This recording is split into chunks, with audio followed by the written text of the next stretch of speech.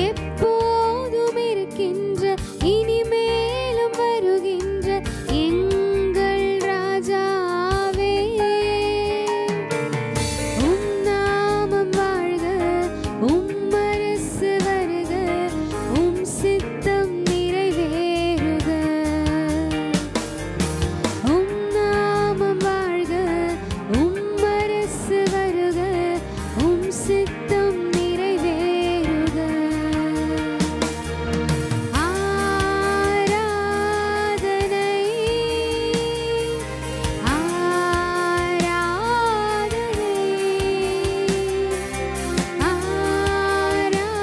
ஆராதனை ஆராதனை என் அன்பு இயேசுவுக்கே, என் அன்பு இயேசுவுக்கே. மகிமை உமக்கன்றோ, மாட்சிமை உமக்கன்றோ, மகிமை உமக்கன்றோ, மாட்சிமை உமக்கன்றோ. துதியும் புகழும் ஸ்தோத்திரமும் தூயவர் உமக்கன்றோ. துதியும் புகழும் ஸ்தோத்திரமும் தூயவர் உமக்கன்றோ. ஆராதனை ஆராதனை ஆராதனை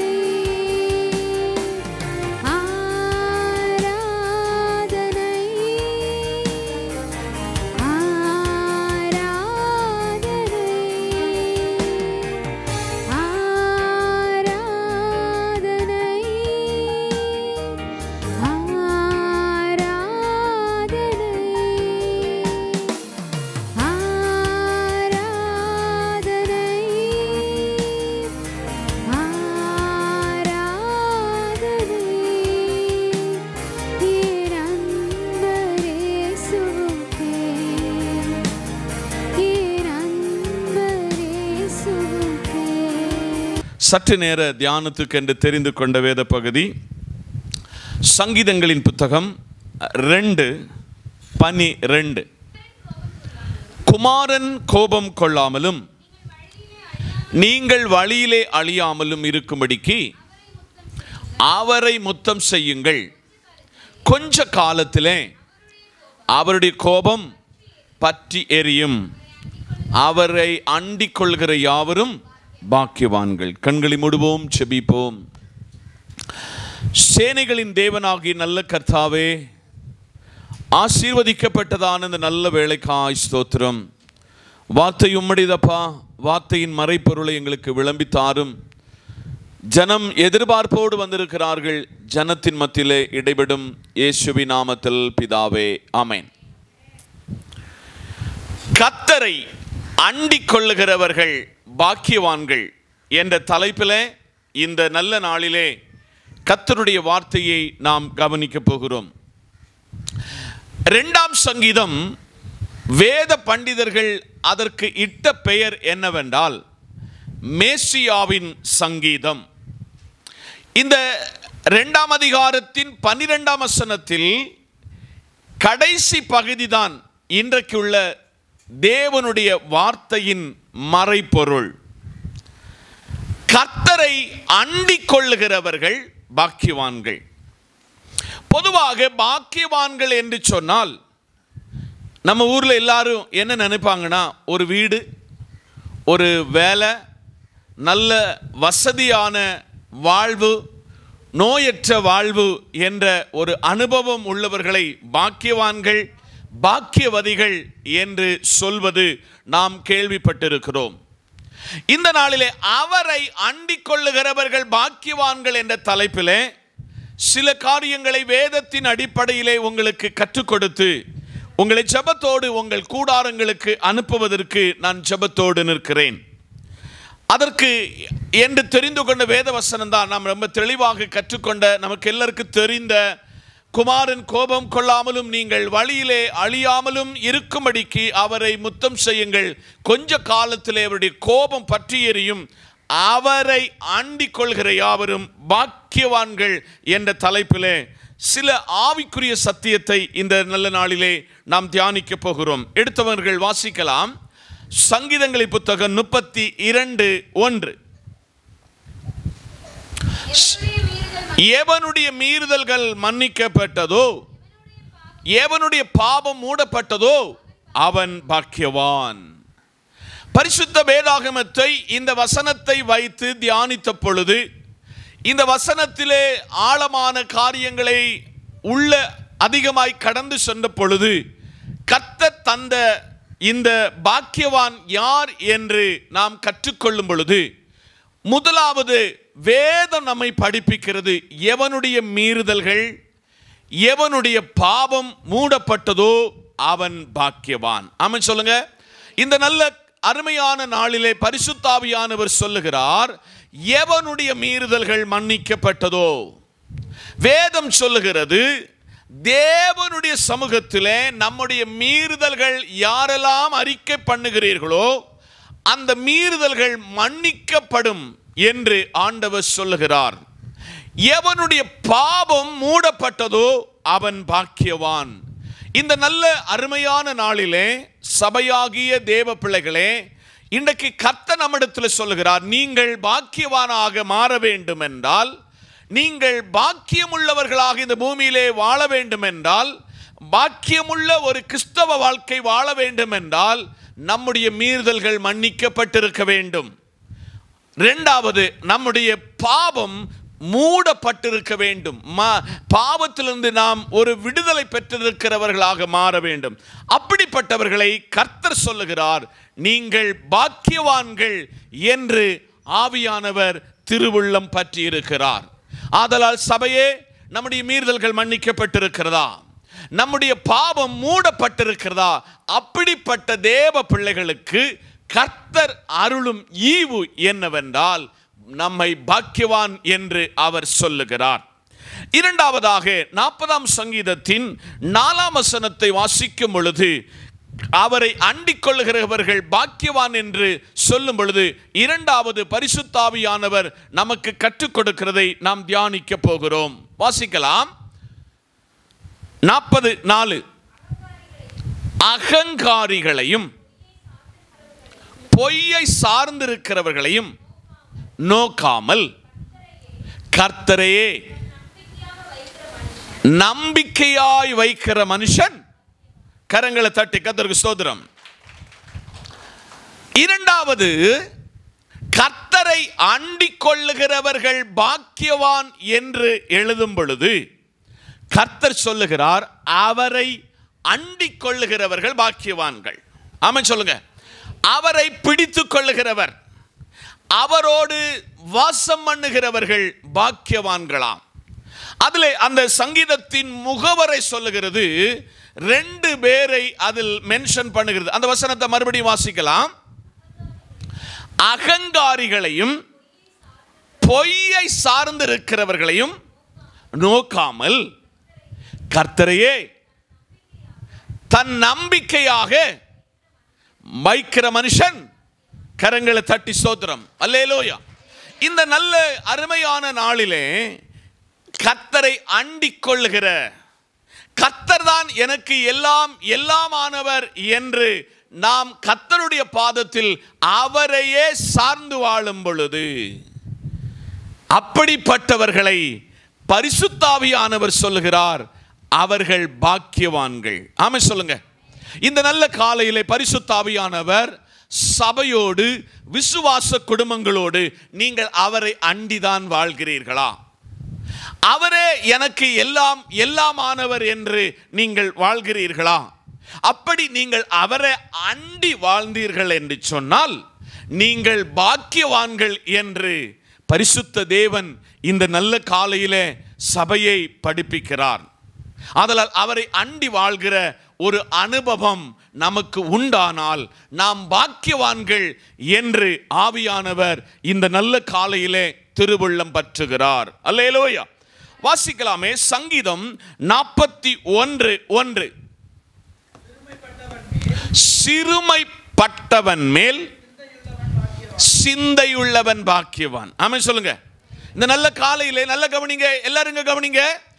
சிறுமைப்பட்டவன் மேல் சிந்தையுள்ளவன், அல்லது எளிமையாயிருக்கிறவனிடத்துல, ஆகாரம் இல்லாதவனிடத்துல, தரித்திரனிடத்துல அன்பு கூறுகிற, அவன் மேல் கருசனை உள்ளுகிற உள்ளம் கொண்ட மனுஷன் பாக்கியவான். நாம் அப்படி சிறுமைப்பட்டவர்களை சிந்திக்கிறோமா? சிறுமைப்பட்டவர்களை நேசிக்கிறோமா? சிறுமைப்பட்டவர்கள் மேல் நாம் பசிதாகம் உள்ளவர்களாக இருக்கிறோமா என்று இந்த நாளிலே கர்த்தர் சபையோடு கேட்கிறார். நல்ல கவனிங்க, எல்லாரும் கவனிங்க. அருமையான வேதவசனம் சொல்லுகிறது, சிறுமைப்பட்டவன் மேல் சிந்தை உள்ளவன் பாக்கியவான். அல்லேலூயா. சிறுமைப்பட்டவன் மேல், அதாவது எளிமையாயிருக்கிற, தரித்திரராயிருக்கிற, ஒடுக்கப்பட்ட, எல்லாராலும் புறக்கணிக்கப்பட்ட அவர்கள் மேல சிந்தனை நமக்கு இருக்கிறதா? 3 நேரத்துக்கு 4 நேரம் ஆகாரம் சாப்பிடுகிறோம். வியாதிப்பட்டு சிறுமையானவர்கள் மருத்துவமனையை தஞ்சமாக வாழ்கிறார்கள். ஒரு நேரத்திற்கு ஆகாரத்துக்கு வழி இல்லை, படுத்து தூங்குவதற்கு வீடில்லை. இந்த நல்ல காலையிலே சபையாகிய விசுவாச குடும்பங்களோடு பரிசுத்த ஆவியானவர் நம்மை படிப்பிக்கிறார். சிறுமைப்பட்டவன் மேல் சிந்தை உள்ளவன் பாக்கியவான். இன்னைக்கு காலையில பரிசுத்த ஆவியானவர் சொல்கிறாரு, சிறுமைப்பட்டவன் மேல் நாம் யாரா இருக்கணும்? சிந்தை உள்ளவர்களாக மாறினோம் என்றால் நம்ம யாரா? பாக்கியவான்கள். அப்படிப்பட்ட ஒரு சிந்தனை நமக்குள்ள வரணும் என்று ஆண்டவர் எதிர்பார்க்கிறார். ஒன்றாவதாக சொன்னேன், மீறுதல்களும் பாவங்களும் மன்னிக்கப்பட்டவன் பாக்கியவான். மீறுதல்களும் பாவங்களும் மன்னிக்கப்பட்டவன் பாக்கியவான். கர்த்தர் மேல் இரண்டாவது நம்பிக்கை வைத்திருக்கிறவன் பாக்கியவான். மூன்றாவது சிறுமைப்பட்டவன் மேல் சிந்தை உள்ளவன் பாக்கியவான். அப்படிப்பட்ட ஒரு சிந்தனை நமக்குள்ளே கர்த்தர் தர விரும்புகிறார். அதை ஏற்றெடுக்க நாம் முன்வர வேண்டும். நாலாவதாக 65ஆம் சங்கீதம் வாசிக்கலாமே. 65ஆம் சங்கீதம் 4வது வசனம். உம்முடைய பிரகாரங்களில் வாசமா இருக்கும்படி நீர் தெரிந்து கொள்ளப்பட்ட சேர்த்து கொள்ளுகிறவன் பாக்கியவான். உம்முடைய பரிசுத்த ஆலயமாகி உமது வீட்டில் நன்மையால் கரங்களை தட்டி சோத்திரம். நல்ல உள்வாங்க வேண்டும். கர்த்தரை அண்டிக் கொள்ளுகிறவர்கள் பாக்கியவான் என்ற தலைப்பில் நாம் தியானித்துக் கொண்டிருக்கிறோம். உம்முடைய பிரகாரங்களில் அல்லது உம்முடைய ஆலயத்தில் தேவனை சார்ந்து தேவனே போதும் என்று இருக்கிறவர்கள், பரிசுத்த வேதாகமத்திலே ஆசரிப்பு கூடாரத்திலே பல பகுதிகளாக ஆண்டவர் வேர் பிரித்திருக்கிறார். பிராகாரம், பரிசுத்த ஸ்தலம், மகா பரிசுத்த ஸ்தலம் என்று சொல்லப்பட்டிருக்கிறது. உம்முடைய பிரகாரங்களில் அல்லது உம்முடைய சமூகத்தில், உம்முடைய பாதத்தில், தேவ சமூகத்தில் தெரிந்து கொள்ளப்பட்ட சேர்த்து கொள்ளப்பட்ட தேவ பிள்ளைகள் பாக்கியவான்கள். நீங்கள் இந்த ஆலயத்திலே இன்றைக்கு அவருடைய பாதத்தில் காத்திருக்க உங்களை சமர்ப்பித்திருக்கிறீர்கள். பல வேலைகள் இருந்தும் அதையெல்லாம் விட்டுவிட்டு கர்த்தருடைய சமூகத்திலே வந்திருக்கிறீர்கள். மற்ற யாருக்கு கிடைக்காத ஒரு பாக்கியத்தை தேவன் உங்களுக்கு இன்னைக்கு தந்திருக்கிறார். உம்முடைய பிரகாரங்களில் வாசமாயிருக்கிறபடியால் நீர் தெரிந்து கொள்ளப்பட்ட சேர்த்து கொள்ளப்பட்டவர்கள் பாக்கியவான்கள். உம்முடைய பரிசுத்த ஆலயமாகிய உமது வீட்டின் நன்மையால் என்ன செய்வாங்களாம்?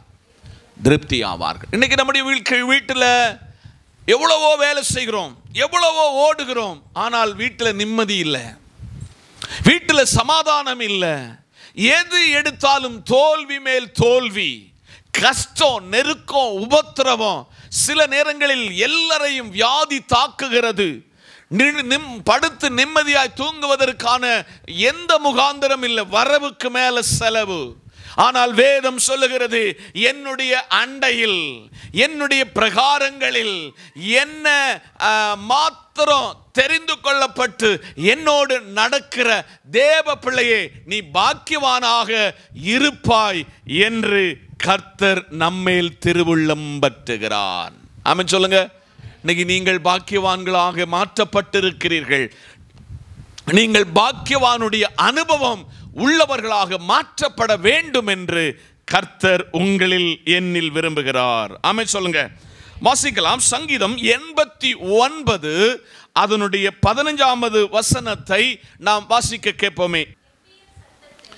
கம்பீர சத்தத்தை அறியும் ஜனங்கள் பாக்கியமுள்ளவர்கள், கர்த்தாவே அவர்கள் உம்முடைய முகத்தின் வெளிச்சத்தில்.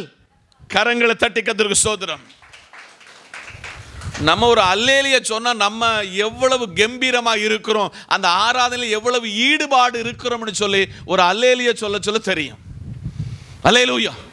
ஒரு ஜெபக்குறிப்பு ஒருவர் ஜெபம் பண்ணும் பொழுது அந்த ஜெபக்குறிப்போடு இணைந்து ஸ்தோத்திரம் பண்ணும் பொழுது நீங்க எவ்வளவு இந்த ஆராதனையின் மேல, ஜெபத்தின் மேல நாட்டமாக வாஞ்சையா இருக்கிறீர்கள் என்பது தெரிந்து கொள்ள முடியும். 89ஆம் சங்கீதத்தை எழுதுகிற சங்கீதக்காரன் சொல்லுகிறார், கம்பீர சத்தத்தை அறியும் ஜனங்கள் பாக்கியம் உள்ளவர்கள். ஆமென் சொல்லுங்க. நம்ம சண்டை வர சொல்ல எவ்வளவு சத்தம் போடுதோம், கணவன் கிட்ட சண்டை போட சொல்ல, மனைவி கிட்ட சண்டை போட சொல்ல எவ்வளவு வாக்க சத்தத்தை உயர்த்தி சொல்லுகிறோம். ஆனால் கர்த்தரிடத்துல ஜெபம் பண்ண சொல்ல நம்ம வாய் திறக்காது. அல்லேலூயா. மருத்துவர்கிட்ட உங்களை என்னதெல்லாம் செய்ய சொல்லதோ அதெல்லாம் நீங்க செய்வீங்க. ஆனால் கர்த்தர் சொல்லுகிறார், கம்பீர சத்தத்தை அறியும் ஜனம் பாக்கியமுள்ள. அதனால உன் வாயை விரிவா தர, உன்னை நன்மையால நான் என்ன செய்வேன், நிரப்புவேன். இந்த காலை வேளையிலே பரிசுத்த ஆவியானவர் சபைக்காக, விசுவாச குடும்பங்களுக்காக உங்களை பாக்கியமுள்ளவர்களாக கர்த்தர் கண்டிருக்கிறார். நீங்கள் கம்பீர சத்தத்தோட அறியும் ஜனங்களாக மாறி நீங்கள் பாக்கியமுள்ளவர்களாக மாற வேண்டும். அப்படி நம்ம சத்தத்தை உயர்த்துவதற்கு நம்முடைய நாவை திறக்கலாமா, வாயை திறக்கலாமா? அப்படி திறந்து பாருங்க, உங்களுக்கு அதனுடைய நன்மையால பாக்கியமுள்ளவர்களாக நீங்க மாறுவீர்கள். அவர்கள் உம்முடைய முகத்தின் வெளிச்சத்தில் என்ன செய்வாங்களா, நடப்பாங்க. ஸ்கூல்ல கல்லூரியில் படிக்கிற மாணவ மாணவிகளுடைய இயல்பான வாழ்க்கை, அவங்க மௌனமாக படிச்சா ஒன்று தூங்கிடுவாங்க, சத்தம் போட்டு படிச்சா அந்த மண்டையில் நிற்கும் கான்சன்ட்ரேஷன் என்ன செய்யாது, செதறாது. இன்னைக்கு நம்மளோட வாழ்க்கையில ஆராதனைக்கு வர சொல்ல நம்ம சிந்தனை மண்டலங்கள் எப்படியெல்லாம் செதறது தெரியுமா? ஒரு ஜெப குறிப்பை சொன்னா அந்த ஜெப குறிப்பை கான்சென்ட்ரேட் பண்ணி ஜெபம் பண்ண நமக்கு தெரியல தெரியுமா? ஆதலால் இன்னைக்கு கர்த்தர் சொல்லுகிறார், கம்பீர சத்தத்தை அறியும் ஜனம் பாக்கியம் உள்ளது. நீங்கள் கம்பீர சத்தத்தோடு தேவனுக்கு முன்பதாய் கடந்து வந்து கர்த்தரை ஆராதிக்கும் பொழுது உங்களை பார்த்து, என்னை பார்த்து கர்த்தர் சொல்லுகிறார், நீங்கள் பாக்கியமுள்ள ஜனமாக இருக்கிறீர்கள் என்று ஆவியானவர் இந்த நாளிலே திருவுள்ளம் பற்றுகிறார். கொஞ்சம் சத்தம் போட்டு ஜெபம் பண்ண தூக்கம் வராது தெரியுமா உங்களுக்கு? நம்முடைய கான்சன்ட்ரேஷன் மாறாது தெரியுமா? இந்த நல்ல நாளிலே சத்தம் உயர்த்தி கர்த்தரை துதிக்க, கர்த்தரை ஆராதிக்க, கர்த்தரை தொழுது கொள்ள நாம் நம்மை அபியசித்துக் கொள்ளும் பொழுது கர்த்தர் நமக்கு தருகிற ஒரு பாக்கியம் என்னவென்றால், நீங்கள் பாக்கியம் உள்ளவர்கள் என்று சொல்லுகிறார். கரங்களை தட்டி உற்சாகத்தோடு தேவநாமத்தை நாம் மகிமைப்படுத்துவோமா? அடுத்தபடியாக எசையா 32 அதனுடைய 20வது வசனத்தை நாம் வாசிக்க கேட்போமே. எசையா 32:20. மாடுகளையும் கழுதைகளையும் நடத்தி கொண்டு போய் நீர்வளம் பொருந்தின இடங்களில் எல்லாம் விதை விதைக்கிற நீங்கள், கரங்களை தட்டி, வேலை செய்கிறவன் பாக்கியவானாம். சொல்லுங்க அல்லேலூயா. என்ன செய்கிறவன்? வேலை செய்கிறவன். உங்களுக்கு எல்லாருக்கும் ஒவ்வொரு வேலை கொடுக்கப்பட்டிருக்கிற. ஆசிரியருக்கு ஒரு வேலை, வயலை வச்சிருக்கிறவங்களுக்கு ஒரு வேலை. சகோதரிமாரே, ஒவ்வொருவருக்கென்றும் வேலை வழங்கப்பட்டிருக்கிறது. வேலையில் அசதியாய் இருக்கிறவன் சபிக்கப்பட்டவன். அசதியாய் ஊழியம் செய்கிறவன் சபிக்கப்பட்டவன் என்று ஆண்டவர் திருவுள்ளம் பெற்றிருக்கிறார்.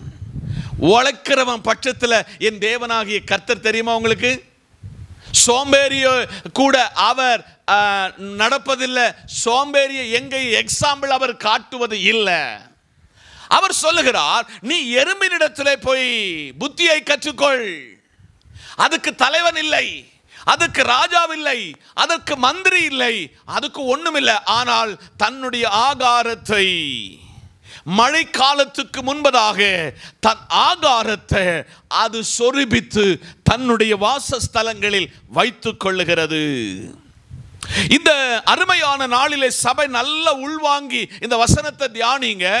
மாடுகளையும் கழுதைகளையும் நடத்தி கொண்டு போய், அல்லேலூயா, அதை புல்லுள்ள நீர்வளம் பொருந்தின இடத்துல நீங்க அதை கொண்டு போய் அதை தேவசம நீர்வளம் பொருந்தின இடங்களுக்கெல்லாம் விதைக்கிற நீங்கள் பாக்கியவான்கள். அல்லேலூயா. சோம்பேறி, நல்ல கவனிங்க, தான் வேட்டையாடி கொண்டு வந்த மாமிசத்தை கூட என்ன செய்ய மாட்டானா? சமைச்சு சாப்பிட மாட்டான். இன்னைக்கு உங்க வீட்டில் எல்லாம் சமைப்பதற்கு எல்லாம் உங்க கணவன்மார் வாங்கி தராங்க. பல நேரத்தில் உங்க வீட்டினுடைய சமையல் பொருளை நீங்க தூக்கி தூர எறிஞ்சது இருக்கிறீங்க. தெரியுமா உங்களுக்கு? எவ்வளவு கஷ்டப்பாடு, வெயிலில் கஷ்டப்பட்டு உண்டாக்கின பொருட்கள். பல நேரத்தில் நம்ம சாப்பாடை சண்டை வந்து காடியில தூக்கி எறிந்த காலங்கள் உண்டு, தெரியுமா? பல நேரத்தில் காலை தட்டி உதைத்த சில ஆகாரங்கள் நமக்கு வாழ்வில் உண்டல்லவோ? இந்த நல்ல நாளிலே மாடுகளையும் கழுதைகளையும் நடத்தி கொண்டு போய் நீர்வளம் பொருந்தின இடங்களில் எல்லாம் விதைக்கிற நீங்கள் பாக்கியவான். உங்களுக்கு என்ன சோல்ஸ வேலையில் தந்திருக்கிறாரோ அந்த வேலைக்கான அந்த ஞானத்தை கர்த்தரிடத்திலிருந்து கேட்டு அதன்படி செய்ய விதை விதைக்க நீங்கள் ஆயத்தமாக வேண்டும்.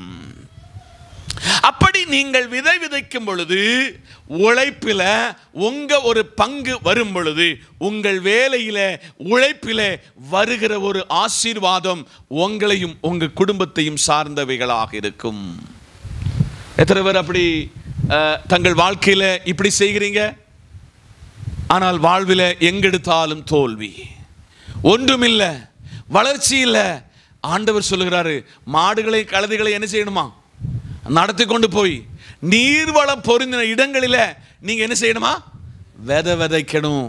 அப்படி விதைச்சா நீங்கள் யாரா? பாக்கியவான்கள். சோம்பேறியை கர்த்தர் ஆசீர்வதிப்பதில்லை. நல்லா பார்த்துக்காங்க. பவுல் ரொம்ப சபைக்கு எழுதி கொடுக்கிறார், வேலை செய்யாம ஒருத்தனை என்ன செய்யாத, சாப்பிடாத. எனக்கு ஒரு ஊழிய வேலை கர்த்தர் தந்தாருன்னா நான் இந்த ஊழியம் செய்யாமல் நான் என்ன செய்யக்கூடாதான்? சாப்பிடக்கூடாது. விதை விதைக்கிறவன் பாக்கியவான். அது எப்போ விதைக்கணும், அது எப்படி அந்த களை எடுக்கணும், எப்போ அதற்கு மருந்து கொடுக்க வேண்டும், எந்த காலத்தில் அதை அறுவடை செய்ய வேண்டும், அதன் மேல கரிசனை உள்ளவன் தன் வாழ்க்கையில அது 100 மேனி பலனை அடைவான் என்று வேதம் சொல்கிறது. அவனை குறித்து கர்த்தர் சொல்கிறார், அவன் பாக்கியவான். அல்லேலூயா. மத்தேயு 11ஆம் அதிகாரம் அதனுடைய 6ஆம் வசனத்தை வாசிங்க பார்ப்போம். என்னிடத்தில் இடரல் அடையாதிருக்கிறவன் எவனோ, கரங்களை தட்டி பக்கத்தில் பார்த்து சொல்லுங்க, ஏசப்பாவினிடத்தில் இடரல் அடைகிறவன் எவனோ அவன், இடரல் அடையாதிருக்கிறவன் எவனோ, இடரல் அடையாதிருக்கிறவன் எவனோ அவன் பாக்கியவான். நீங்க உங்க எஜமான்கிட்ட இடரல் அடையலாம், உங்க ஊழியக்காரங்கிட்ட இடரல் அடையலாம், உங்க கூட பழகிறவங்க எல்லாம் இடரல் அடையலாம். ஆனா ஏசப்பா கிட்ட மட்டும் நீங்களும் நான் என்ன செய்யக்கூடாது? என்ன பாருங்க, இடரல் அடைய கூடாது. நான் இந்த வசனத்தை எல்லாம் தியானிக்க சொல்ல என்ன ரொம்ப சிந்திக்க வச்ச ஒரு காரியம். ஏசப்பாவினிடத்தில் நம்ம ஒருபோது என்ன செய்யக்கூடாது? இடரல் அடைய கூடாது. ஏசப்பாட்ட எப்ப இடரல் அடைவோம்னா, நம்ம பாவத்தில் விழுந்துட்டோம்னா இடரல் அடைவோம். மீறுகிற பொழுது இடறல் அடைவோம். அவர் விரும்புகிற வண்ணமாக நடக்கலனா நாம் இடறல் அடைவோம். ஜெபிக்காதவன், ஆராதிக்காதவன், பரிசுத்தம் இல்லாதவன் தேவனிடத்தில் இடறல் அடைகிறான். தேவனுடைய பிரமாணங்களை கைக்கொள்ளாதவன் தேவனுடைய சமூகத்திலிருந்து இடறல் அடைகிறான். ஆதலால் இன்னைக்கு காலையில சபையே, அவரை கர்த்தரை அண்டிக் கொள்ளுகிற தேவ பிள்ளைகள் பாக்கியவான் என்ற தலைப்பில் கர்த்தர் நம்மை படிப்பித்து சொல்கிறார். என்னிடத்தில் இடறல் அடையாதிருக்கிறவன் எவனோ அவன் பாக்கியவான். இன்னைக்கு ஒன்று அனலைஸ் பண்ணுவோம். எங்க ஆண்டவரே உங்களிடத்தில் நான் இடறல் அடைஞ்சேன், ஆண்டவரே அந்த இடறல் அடைந்த இடத்துல நான் திரும்பி உங்க பாதத்தில் வர விரும்புகிறேன். என்னை ஒரு பாக்கியவானாக நீர் என்னை ஏற்றுக்கொள்ள வேண்டும். என்னை ஒரு பாக்கியவதியாக கர்த்தர் என்னை ஏற்றுக்கொள்ள வேண்டும் என்று கர்த்தரிடத்தில் நாம் திரும்பி வர வேண்டும். 11:6 என்னிடத்தில் இடறல் அடையாதிருக்கிறவன் எவனோ அவன் பாக்கியவான். லூக்கா 6ஆம் அதிகாரம் அதனுடைய 22ஆம் வசனம். லூக்கா 6:22. மனுஷகுமாரன் நிமித்தமாக ஜனங்கள் உங்களை பகைத்து, உங்களை புறம்பாக்கி, உங்களை நிந்தித்து, உங்கள் நாமத்தை பொல்லாதவன் என்று தள்ளிவிடும் பொழுது பாக்கியவான்களாயிருப்பீர்கள். கரங்களை தட்டி இந்த இயேசுவை நீங்கள் ஏற்றுக்கொண்ட பொழுது, இந்த இயேசுவின் பிள்ளைகளாக மாற்றப்பட்ட பொழுது உங்க உறவினர்கள் உங்களை பகைச்சாங்க, உண்மைதான? உங்களை புறம்பாக்கினாங்க, உங்களை சேர்த்துக்கொள்ள விட்டுட்டாங்க. உங்கள் நிமித்தம், உங்கள் நாமத்தின் நிமித்தம் பொல்லாத இடங்களில் நீங்கள் தள்ளிவிடப்பட்டீங்க. ஆனால் நீங்கள் பாக்கியவான்கள். எங்கெல்லாம் நீங்க கிறிஸ்துவின் நிமித்தமாக, சபையின் நிமித்தமாக, கர்த்தரின் நிமித்தமாக நீங்கள் எங்கெல்லாம் புறக்கணிக்கப்பட்டீர்களோ, எங்கெல்லாம் தள்ளிவிடப்பட்டீர்களோ, எங்கெல்லாம் கைவிடப்பட்டு வேதனைப்படுத்தப்பட்டீர்களோ, கர்த்தர் சொல்லுகிறார் நீங்கள் பாக்கியவான்கள். நீங்கள் யாரா? பாக்கியவான்கள். அது மனுஷகுமாரனாகி கிறிஸ்துவின் நிமித்தம். அதனால கடன் வாங்கிட்டு கடன் கொடுக்காத அந்த மாதிரி உள்ள அந்த பிரச்சனை அல்ல கர்த்தர் சொல்லுவது. கடன் வாங்கின கடன் கொடுத்தே ஆகணும். ஆமென் சொல்லுங்க. ஒரு இடத்துல நீங்க ஒரு வேலையை செய்து தருவேன் என்று சொன்னா அந்த வேலை செய்து கொடுத்தே ஆக வேண்டும். அது ஒரு ஒப்பந்தம். ஆனா இங்க கர்த்தர் என்ன சொல்லுதார்னா, மனுஷகுமாரன் நிமித்தமாக, யார் நிமித்தமாக? அல்லது கிறிஸ்துவின் நிமித்தமாக ஜனங்கள் உங்களை பகைத்து, உங்களை புறம்பாக்கி, உங்களை நிந்தித்து, உங்கள் நாமத்தை பொல்லாதவன் என்று தள்ளிவிடுகிற பொழுது உங்களை கர்த்தர் சொல்கிறார், நீங்கள் யாரா இருப்பீங்களா? பாக்கியவான்களாயிருப்பீர்கள். அல்லேலூயா. அப்படி அனுபவம் உங்களுக்கு இருக்கிறதா? இன்னைக்கு கர்த்தர் சொல்கிறார், நீங்க அந்த நேரத்தில் நான் வேதனைப்பட்டு அழுதும் பொழுது கர்த்தர் சொல்ல, மகனே நீதான் பாக்கியவான், நீதான் பாக்கியவதி என்று ஆவியானவர் திருவுள்ளம் பெற்ற. யாக்கோபு 1:12. சீக்கிரமாக யாக்கோபு 1ஆம் அதிகாரம் அதனுடைய 12ஆம் வசனம்.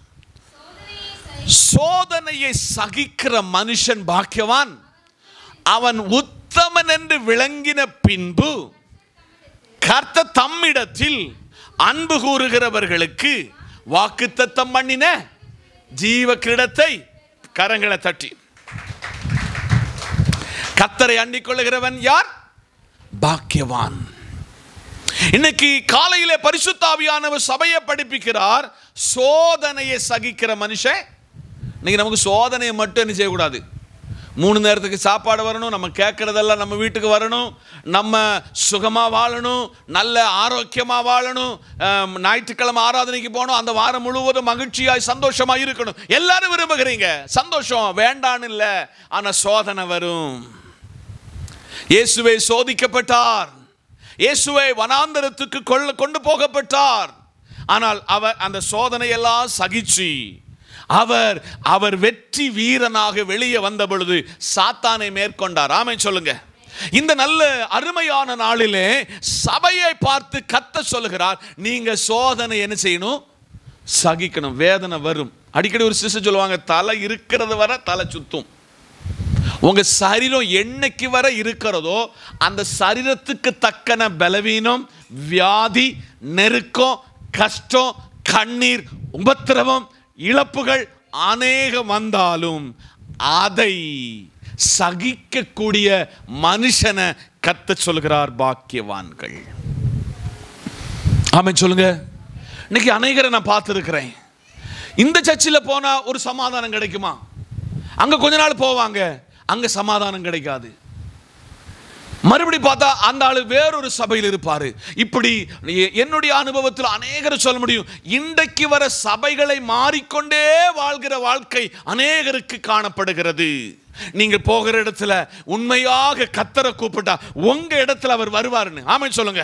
எனக்கு நல்லா தெரியும், இந்த 25 ஆண்டு கால ஊழியத்தில் இங்கே நான் கூப்பிடுகிற, இங்கே கேட்கிற, இங்கே ஜனங்களுக்காய் பரிதபித்திருக்கிற, இங்கே ஜனங்களுக்காய் வடித்திருக்கிற கண்ணீருக்கு கர்த்தர் பதில் கொடுத்திருக்கிறார். ஆமென். இங்கே கர்த்தர் இருக்கிறார் என்பதை நான் உணர்ந்திருக்கிறேன். ஆதலால் சபையே, சோதனையை சகிக்கக்கூடிய ஒரு கிருபையை பெற்றுக்கொள்வீர்கள் என்றால் உங்களை பார்த்து கர்த்தர் சொல்லுகிறார், நீங்கள் பாக்கியவான்கள். சோதனையை சகிக்கக்கூடிய கிருபை, பலத்தை, அந்த வரத்தை தாரும் என்று கேட்க வேண்டும். அவன் உத்தமன் என்று விளங்கின பின்பு, சோதனையை கடைசுவர பிடிச்சு நிற்கிறவன் அவனை உத்தமன் என்று விளங்கின பின்பு. ஆமென் சொல்லுங்க. அல்லேலூயா. அவன் உத்தமன் என்று எண்ணி விளங்கின பின்பு கர்த்தர் தம்மிடத்தில் அன்பு கூறுகிறவர்களுக்கு வாக்குத்தத்தம் பண்ணின ஜீவ கிரீடத்தை பெறுவான். இந்த உலகத்தில் நீங்க ஓடி ஓடி உழைக்க சொல்ல, நீங்க கம்பெனியில் வேலை பார்த்தீங்கன்னா அந்த கம்பெனி உங்களுக்கு ஒரு போனஸ் தரும், உங்களுக்கு ஒரு ப்ரமோஷனை தரும். ஆனால் கர்த்தர் சொல்லுகிறாரு, நான் என் பிள்ளைகள் பல நேரத்தில் பல நிலைகளில் சோதிக்கப்படும் பொழுது என்னை விட்டு விலகாம, என் சமூகத்தை விட்டு தூரம் போகாம, என்னையே தெய்வம் என்று சொல்லி வாழ்ந்தால் அவர்கள் பாக்கியவான்களாக இருப்பார்கள். அவர்கள் உத்தமர்கள் என்று விளங்கின பின்பு கர்த்தர் தம்மிடத்தில் அன்பு கூறுகிறவர்களுக்கு வாக்குத்தத்தம் பண்ணப்பட்ட ஜீவ கிரீடம். ஆமென் சொல்லுங்க. அல்லேலூயா. அது வாடாத ஜீவ கிரீடம் நமக்கு தருவார் என்று ஆவியானவர் திருவுள்ளம் பற்றுகிறார். வெளிப்படுத்தின விசேஷம் 14ஆம் அதிகாரம் அதனுடைய 13வது வசனத்தை ஒருவருக்கு வாசிக்க கேட்போம். வெளிப்படுத்தின விசேஷம் 14:13. பின்பு பரலோகத்திலிருந்து ஒரு சத்தம் உண்டாயிருக்க கேட்டேன். அது, கர்த்தருக்குள் மரிக்கிறவர்கள் இது முதற்கொண்டு பாக்கியவான்கள், அவர்கள் தங்கள் பிரயாசங்களை விட்டொழிந்து இளைப்பாறுவார்கள், அவருடைய கிரியைகளை அவர்களோட கூட போகும் ஆவியானவரும் ஆம் என்று திருவுள்ளம் சொல்லிட்டு. கரங்களை தட்டி அடுத்து கர்த்தர் சொல்றாரு, நீங்க ஒரு நாள் நம்ம எல்லாரும் மரிப்போம். நிச்சயம் மரணம் உண்மை, உறுதி. ஆனால் நீங்கள் மரிக்கிற மரணம் கிறிஸ்துவுக்குள் மரித்த மாத்திரம்தான் நீங்கள் பாக்கியவான்கள். அதனால ஒரே ஒரு வாழ்க்கை, அது கிறிஸ்துவுக்குள் வாழ்க்கை, கிறிஸ்துவோடு உள்ள வாழ்க்கை. ஆனால் அந்த கிறிஸ்துவுக்குள் வாழ்கிறவன், கிறிஸ்துவுக்குள் பிறந்தது உண்மைன்னு சொன்னா, கிறிஸ்துவுக்குள் வாழ்க்கையை அர்ப்பணித்தது உண்மை என்றால் அவனுடைய மரணமும் கிறிஸ்துவுக்குள்ளாக இருக்கும். அவனை கர்த்தர் சொல்லுகிறார், அவன் பாக்கியவான். கடந்த நாளிலே நான் தியானத்தில் இருந்த பொழுது 2 சங்கீதத்தை கொண்டு 2 பிரசங்கத்தை கர்த்தர் தந்தார். அதுல முதல் பிரசங்கம் தான் இன்னைக்கு நான் உங்ககிட்ட பிரசங்கித்து கொண்டிருக்கிற பிரசங்கம். அவரை அண்டிக் கொள்கிறவர்கள் பாக்கியவான்கள். எனக்கு ராத்திரில இந்த பகல் பொழுதுல கர்த்தர் சொல்கிறாரு, மரணத்திலும் கைவிடாத ஒரு கர்த்தர். நம்முடைய மரணம் கிறிஸ்துவுக்குள் வாழ்கிற அனுபவத்துக்குள், கிறிஸ்துவோடு மரிக்கிற அனுபவத்துக்குள் நாம் மாற்றப்பட வேண்டும். வெளிப்படுத்தின விசேஷம் 22ஆம் அதிகாரம் 7ஆம் வசனத்தை வாசிக்க கேட்போமே.